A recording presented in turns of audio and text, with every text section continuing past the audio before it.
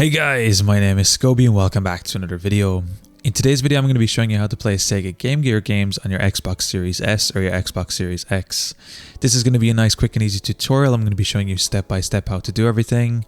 Let's jump right into this.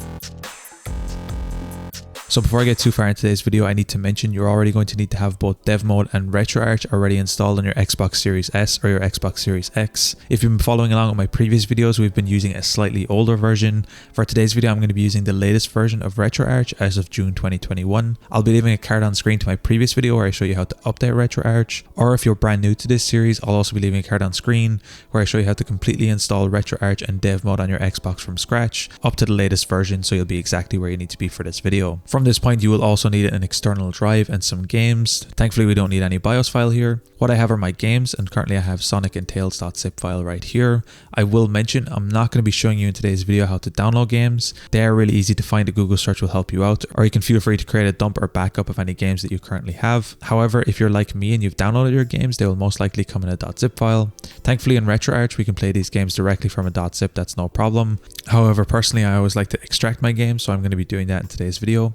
To extract a .zip file, we can really easily do this in Windows by simply right-clicking, clicking Extract All, select your extract location. I'm going to be leaving it right here.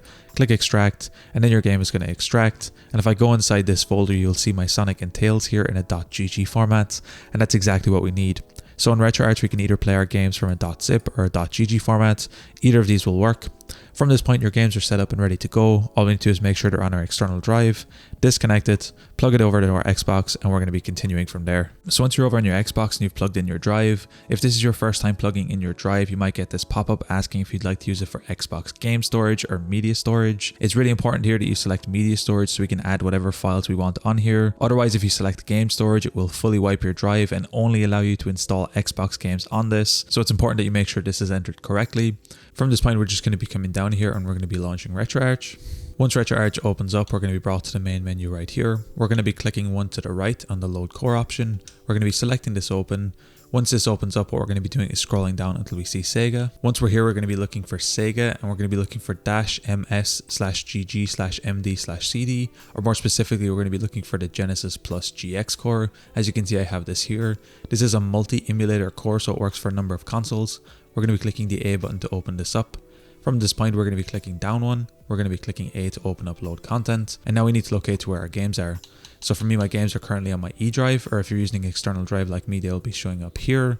We're then going to simply locate to where they are. So I currently have my Sonic and Tails.gg file, or as mentioned, you can also load this up directly from a zip. We're simply going to be clicking the A button here. Again, if you have multiple cores in Retroarch that can read this file type, they will show up here. However, the currently selected core will show up here at the very top, so we simply need to click A again. Our screen is going to go black for a couple of seconds, and then our game is going to start to play. And just like that, you're playing Gamegear games on your Xbox Series S and your Xbox Series X. From this point, we can open up our menu by using our menu combination. For me, it's down and select, and here we can see all of our default Retroarch settings. However, if we scroll down here until we see the options tab, if we click this open, we can get a bunch of core specific options we can play around with that will affect our emulation. So one of the first things you can take a look at is the system boot ROM. Here by default it is set to off, but if you'd like to see the initial starting screen of the console, you can enable this on. This can be set up as you would like. You can change the sound output from stereo to mono. By default it's stereo, and I'd recommend leaving it like that for the most part. You also have a couple of other audio options here as well. I wouldn't recommend playing around with these unless you really need to or you know what you're doing, but by default I was happy with everything overall. We also have some frame skipping options. By default this is disabled, and you also have the frame skip threshold.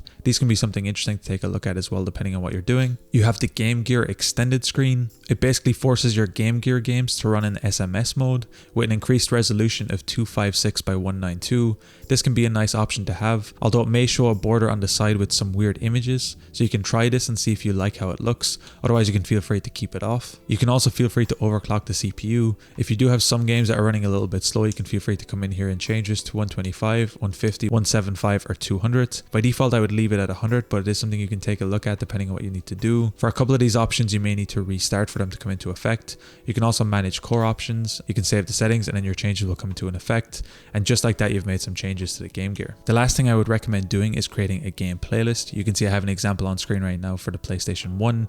It basically concatenates all of your games into a section. It puts them into a nice little folder here on the bottom left of our Retroarch, and it basically puts all of our games in here with a little icon on the left, so they're really easy to find. It also automatically assigns a core to them, so you save a little bit of time when selecting. It's definitely something I'd recommend doing if you're going to be playing a lot of different consoles. I'm not going to be showing you that in today's video, although I'll be leaving a card on screen to my previous video where I show you step by step how to do this. Anyway guys, it's as easy as that to play Sega Gamegear games on your Xbox Series S or your Xbox Series X. If you guys enjoyed this tutorial, be sure to drop a like. Subscribe if you're new, check out the other videos on the channel.